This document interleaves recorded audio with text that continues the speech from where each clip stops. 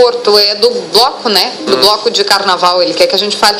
O carnaval da Cidade Baixa teve um sucesso esse ano, assim, inclusive. São Paulo ouviu com a gente essa notícia boa, a gente vai misturar torcidas aqui num clássico Grenal. Bom dia. Bom dia, querido. É isso que a gente precisa, né? De união, né, deputado? Com certeza. Sem união a gente não é lugar nenhum, né? Sim, lugar nenhum. Um reino dividido, ele não subsiste. Como é que... Bom, quase 400 mil votos na última eleição, né? Reeleito deputado federal. É uma responsabilidade gigantesca ter 400 mil votos, né? Que tipo de eleitorado vota no senhor? Quem é que o senhor representa em Brasília? Minha bandeira aqui em Brasília sempre foi a família, né? A família tradicional, como ela é. E eu acredito que os meus votos dobraram exatamente por causa desse público, um público mais conservador. É bom ter um público conservador por perto, porque, tipo assim, às vezes a palavra conservador, ela pode ser colocada como uma coisa não muito boa. Como é que o senhor classifica esse conservadorismo? O que ele é para o senhor? Eu não consigo imaginar a palavra conservador em conotação ruim. Até porque se você pegar qualquer bom alimento, quando ele fica em conserva, ele dura durante mais tempo, né? Então, o conservadorismo, não só aqui no Brasil, mas em todo o mundo, são pessoas que ainda primam pela moral, pelos bons costumes, por aquilo que é a nascente de uma nação, né, uma civilização. Sim. O senhor acha que uma união homossexual é conservadorismo? A própria palavra já diz que não, né? E por que não seria? Porque isso é um pensamento mais progressista, né? Sim. Mesmo que antigamente, bem antes de tudo, tivessem relações homossexuais entre humanos? Bom, o ser humano sempre foi tendenciado a seguir os seus instintos, né? Todavia, isso nunca foi aceito em nenhuma cultura. São 2000 anos de civilizações pelo mundo e nunca isso foi visto com bons olhos. Entendi. E o senhor continua não vendo com bons olhos? Exatamente. Eu não tenho nada contra quem faz. As pessoas fazem o que querem, têm liberdade para fazer. Estamos num país democrático. Sim. Então, cada um tem a sua disposição para pensar e fazer, agir conforme o seu pensamento. O senhor disse que não é contra a pessoa, né, deputado? É contra o ato. Eu queria que o senhor explicasse isso. Veja só, o ato em si, para mim, é um ato que não é natural. Esse é um pensamento meu. A Constituição me dá liberdade para pensar assim, né? A liberdade de consciência vem antes da liberdade sexual, antes de qualquer outro tipo de liberdade. O ser humano que não pode pensar e expressar o que ele pensa, ele não vive, ele vegeta. Então esse é um pensamento meu, e não só meu, mas que de quase 88% da população brasileira e boa parte do mundo. Teve uma pesquisa já disso? Já, sim. Aqui no Brasil? Sim, senhor. Deputado, realmente eu acho que o senhor pode pensar, eu acho que qualquer pessoa pode pensar o que quiser, o senhor tem toda razão quanto a isso, né? Mas o grande debate que tem na Câmara, mas aí é questão parlamentar, né? O grande debate que tem na Câmara, no Senado, que aqui nos Estados Unidos também existe esse debate, é a questão do legal, né? Do casamento gay, né? Isso aí, digamos assim, é que fez com que o senhor entrasse no centro de grande discussão no Brasil, né, com a comunidade LGBT. Por que exatamente o senhor é contra o casamento gay? Isso que eu não consigo entender. Eu te explico, e acredito que você, sendo uma pessoa inteligente e culta, você vai compreender com muita facilidade. Meu problema não é contra casamento de homem com homem, mulher com mulher, até porque casamento é só um pedaço de papel. Entende? O problema que eu penso é a sacramentalização. É alguém querer levar esse tipo de lei para dentro das igrejas cristãs. Porque a igreja cristã ela é completamente contrária a esse tipo de pensamento, porque nós temos um manual que é a Bíblia. A Bíblia Sagrada, ela define o ato entre homem com homem e mulher com mulher como um ato que desagrada a Deus. Então esse é um problema com o sacramento. O segundo problema são com os direitos civis, não dessas pessoas que são adultas, mas com as outras que podem advir depois de um casamento. Uma vez que o casamento ele se torna legal, as pessoas passam a ter todos os direitos que um casal hétero tem, incluindo o direito de adoção de crianças. O meu problema todo é só com a adoção de crianças. Já conversei, inclusive, com o pessoal da bancada LGBT, mas não tem acordo com eles.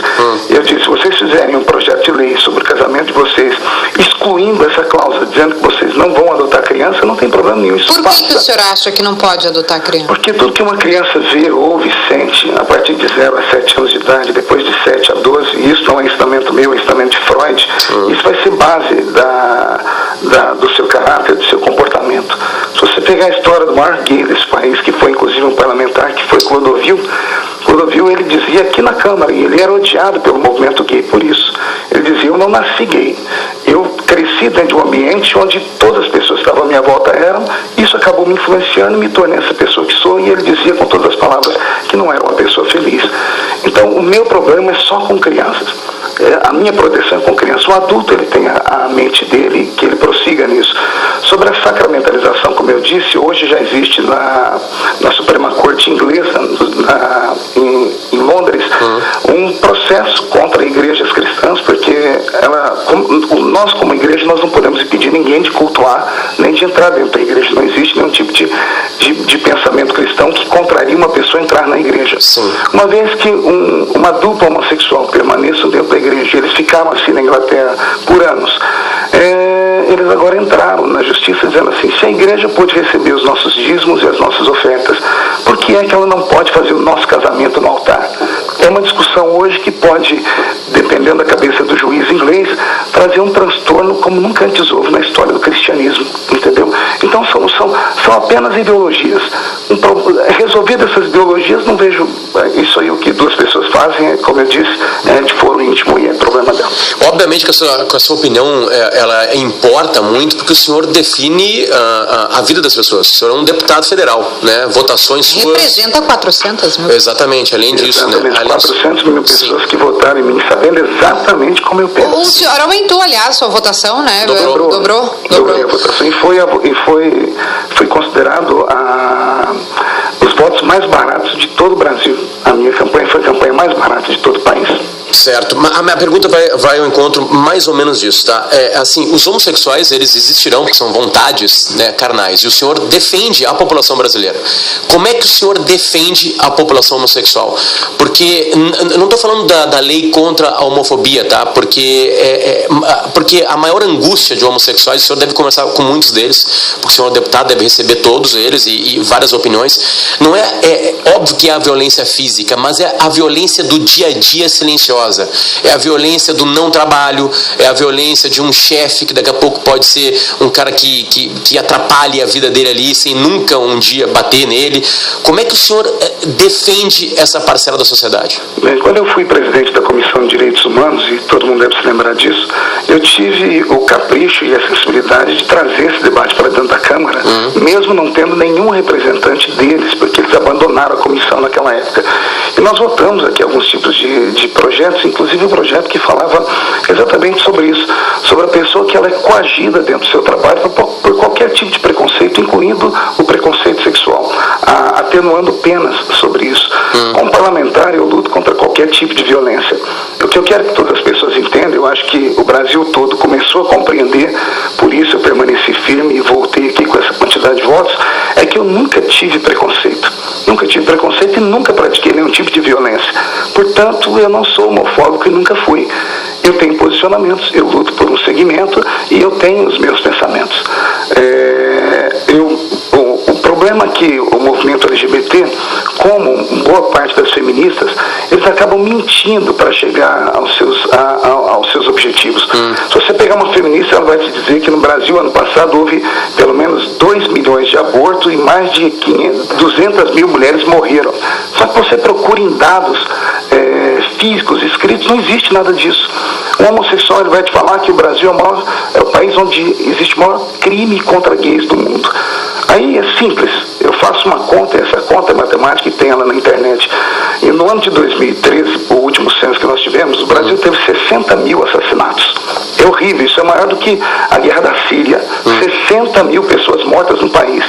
Dessas 60 mil pessoas, uma investigação minuciosa, chegamos à conta de 273 pessoas mortas, entre aspas, como crime de homofobia, porque esse crime ainda não é previsto na Constituição. 273 pessoas que foram mortas com crimes com conotação sexual. É lamentável, é triste, são 273 vidas que se perderam. Só que quando você pega os autos, você vai ver que dessas 273, 70% delas foram mortas com crime por crimes passionais. Ou seja, quem matou o próprio homossexual foi o namorado, o amante, o seu marido, a sua esposa, sei lá como se chama isso. Então, não existe no nosso país, deliberadamente, deflagrado, um crime de homofobia como as pessoas querem colocar. Então, quando você pega 273 pessoas em conotação com 60 mil pessoas que foram assassinadas, você vai começar a entender que tem alguma coisa esquisita. Por exemplo, a gaúcha, a ex-ministra dos Direitos Humanos, a Maria do Rosário, em janeiro do ano passado, quando teve em São Paulo o assassinato de um menino, chamava-se Kevin, Calvin, esqueci, Caio. Não, Kaique, lembrei o nome dele, Kaique. Teve a morte do menino Kaique, ele foi encontrado na rua com fraturas expostas e coisas mais. Como era um menino homossexual, ela e o deputado Jean Willis vieram para a tribuna da casa e acabaram com o movimento evangélico, com a Igreja Católica, com os fundamentalistas. A ministra, ela mandou várias pessoas do Ministério dos Direitos Humanos até São Paulo para que a polícia não escondesse o crime. Vá ouvindo. De repente, 3 dias depois, encontram dentro da casa do menino uma carta. Ele havia se suicidado. Se calaram. Só que na mesma semana que morreu Kaique, em São Paulo, houve aquele incidente lá no Maranhão, quando aquela menininha, a Maria Clara, foi morta dentro de um ônibus que pegou fogo. Não sei se vocês se lembram disso. A Maria Clara tinha 10 aninhos. Pegou fogo, eles jogaram uma bomba jogaram fogo no ônibus e a menina foi queimada viva. Nem a ministra Maria do Rosário, nem o deputado Jean Willis, ninguém veio para a tribuna falar nada. Agora, e se essa menina de 10 aninhos fosse lésbica? Qual seria a reação dela e do Jean Willis? Qual seria a reação da ONU? Mas o deputado... Não, acho que eles defendem... Escute, deixa eu terminar meu raciocínio. São 2 crianças que foram assassinadas na mesma semana. Ou morreram na mesma semana. Uma, porque era homossexual, tomou toda a mídia por cima dela, e depois, quando viram que ela não tinha sido assassinada, que foi um suicídio, ninguém veio para se desculpar, ninguém pediu desculpa aos fundamentalistas, aos religiosos, à bancada evangélica, aos católicos, nada. E a menina que morreu queimada viva, que também é uma pessoa, que é um ser humano, que é uma vida, ninguém falou nada. Então, o que existe no nosso país é um grupo de ativistas que recebem muito bem para isso. No nosso país existe quase 300 ONGs só para cuidar do movimento gay, e elas são abastecidas com cerca de 10 milhões de reais por ano e não fazem exatamente nada a não ser enriquecer as pessoas, e usam os gays como massa de manobra. Mas a minha briga nunca foi com gays. A minha luta são com ativistas que são pagos para isso. E por que existem ativistas? Existem ativistas porque tem problemas, né? Assim como teve esse caso, deputado, nesse caso não era, né? Mas a gente tem casos que, o João, que mandou um WhatsApp aqui pra gente, disse assim, ó: bom dia, minha filha se assumiu gay, ela foi excomungada da igreja, uma igreja que ele diz aqui, igreja mórmon, né? Ele fala, e demitida do trabalho por preconceito. O que eu quero lhe dizer é que, assim como existem casos, como o senhor está dizendo, que esse caso não era, o menino se suicidou, né? Se matou.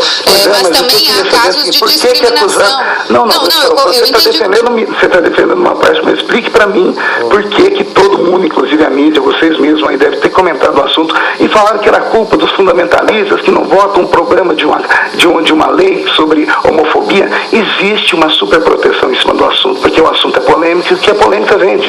Vende jornal, vende ibope. Sim, mas antes de ser polêmico, ele não causa dor? Causa. E não só isso, mas e o caso da menina também não causa dor? Também, eu acho que também não. Era uma menina de 10 anos que foi queimada pelo crime de violência no país. E ninguém cuida disso.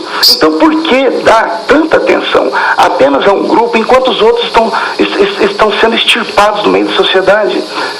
Por que ninguém cuida do problema de droga? Por que ninguém vai atrás das cracolândias da vida? Qual é a sua opinião sobre o tráfico de drogas? Tem que ser legalizado as drogas no Brasil pra gente acabar com o tráfico? Você tá maluco, rapaz? Não, tô te perguntando só. Não. Você conhece meu posicionamento, eu sou conservador. Inclusive que o mesmo deputado que veio falar para mim sobre o Kaique e veio xingar a gente, é o deputado que apoia a legalização das drogas e coisas mais. O senhor não apoia por quê? Porque isso é maluquice. Não, sim, certo, mas... Isso é um pensamento de transtorno mental. Uma pessoa que apoia a legalização das drogas, para mim ela tem doença mental, tem que ser internada urgentemente, dá choque na cabeça dela. Por que ela tem que ser internada? Simples, porque... Ô, deputado, o senhor começou essa entrevista dizendo que a gente pode pensar o que quiser, o senhor disse, né? Eu não estou dizendo que não pode pensar. O senhor começou assim a entrevista. Precisa um tratamento de choque. No nosso país, nós temos aí nossos filhos morrendo, a nossa juventude, há uma geração toda perdida. A geração cracuda é a geração zumbi, né? Parece até que aqueles filmes criados aí nesses últimos anos sobre zumbis foram baseados nisso. Não há mais o que fazer. Não tem como resolver o problema. O governo não consegue resolver. E aí vem uma pessoa e tenta pensar em legalizar as drogas. A legalização das drogas, por exemplo, eu tive acesso a todo o processo penal aqui, diz o seguinte, que um menino pego hoje com 10 pedras de crack, isso não é crime, porque ele não é tráfico. Isso aí é apenas como usuário. Né? Mas agora há uma extensão para que 50 pedras no bolso dele também não seja tráfico, porque é o consumo semanal dele.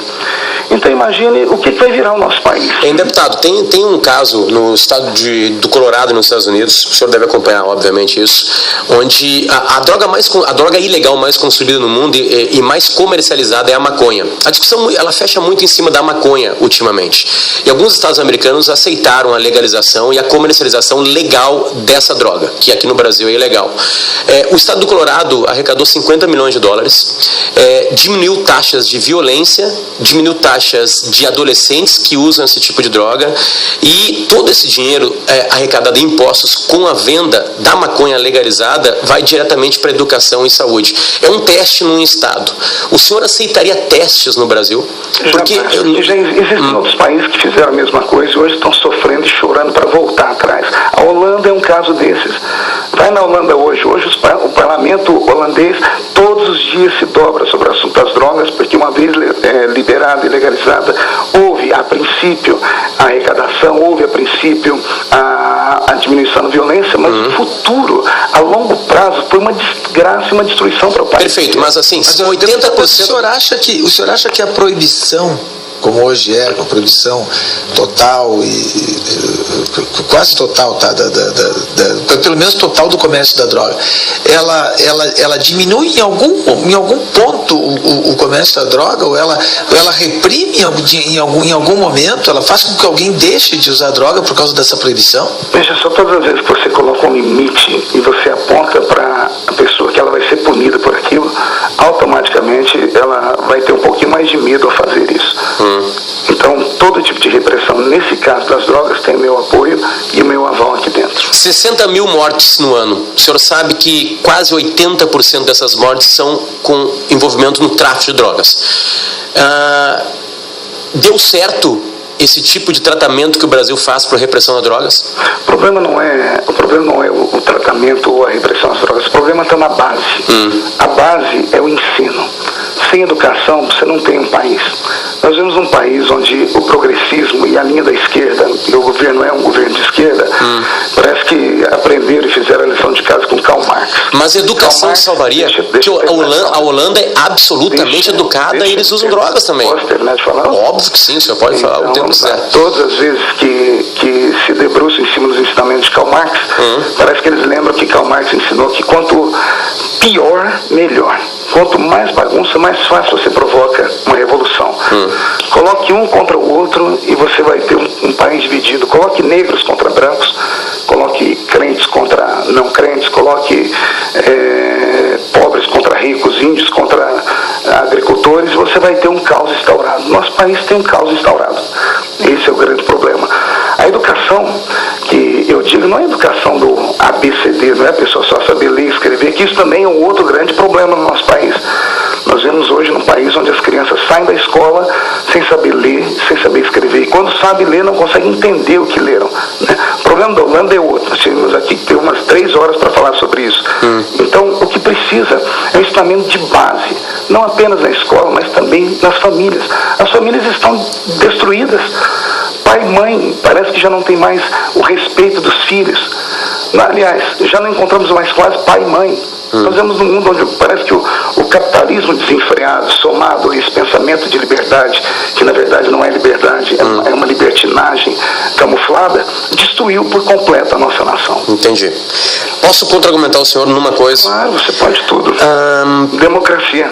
países gigantescos com educação de primeiro mundo, literalmente, também tem usuários de droga, também tem drogas sendo comercializadas. Tem no mundo todo. Perfeito, exatamente em cima disso. Bastaria termos uma grande educação para acabar com esse problema, já que a gente tem exemplos, por exemplo, a Austrália tem tráfico de drogas, a Dinamarca tem tráfico de drogas, todos esses países ricos e com uma educação excelente também continuam tendo assim. Será que o ser humano sempre vai procurar isso? E será que não é legal a gente dar um pouco de lei em cima disso que o ser humano vai procurar para sempre, educado ou não educado? Veja só, não apenas a educação, eu disse que a educação é a base. Leis mais duras e mais severas funcionam também, só que parece que não funciona o suficiente. É só você ler, depois do caso que aconteceu com aquele moço na Indonésia, é só você ler o que acontece no país. Leia, Reinaldo Azevedo fez uma matéria linda sobre isso, escrevendo o que acontece na Indonésia. Lá é pena de morte. E nem com a pena capital se resolveu o problema do país. As pessoas continuam se drogando e as pessoas continuam arriscando a vida para entrar lá. O senhor é a favor da pena de morte, deputado? Sou contra. Quando eu assumi a Comissão de Direitos Humanos, meu primeiro ato, inclusive, foi ir até a Indonésia, porque eu já tinha conhecimento dos casos, e eu conversei com o embaixador na época e pedi clemência por aquele brasileiro. O senhor não é conservador, o senhor é contra a pena de morte. Eu sou contra a pena de morte, mas eu não entendi qual tipo de comparação. É que os conservadores são a favor da pena de morte. Nem todos os conservadores. Existem conservadores e conservadores. Então o senhor não é tão conservador assim? Não, eu sou Estou num tom de brincadeira agora com o senhor. Ele é um conservador mais progressista na questão. O senhor é um conservador progressista. Mas veja só, eu sou um conservador cristão. Então, o cristianismo me dá base para que eu deva amar o próximo. O perdão. E perdão, exatamente. E acreditar na redenção das pessoas. Eu acredito que a pessoa pode ser recuperada assim, não com o sistema carcerário do nosso país. Você vê, os progressistas com P maiúsculo, mesmo aqui na Câmara dos Deputados, no ano passado, lutaram, inclusive, se não me falha a memória, com o deputado gaúcho, Osmar Terra, parece que é gaúcho, né? Isso, ele tem a lei aquela que até aumenta a pena para tráfico de drogas. Eu vi o Osmar sofrer aqui no parlamento como sovaco de aleijado. Eu estive do lado dele aqui. Eu vi progressistas falarem com ele que as clínicas de recuperação de drogas, de drogados que são mantidas por instituições religiosas, deveriam ser fechadas. Isso com o apoio do Conselho de Psicologia Federal e outros mais.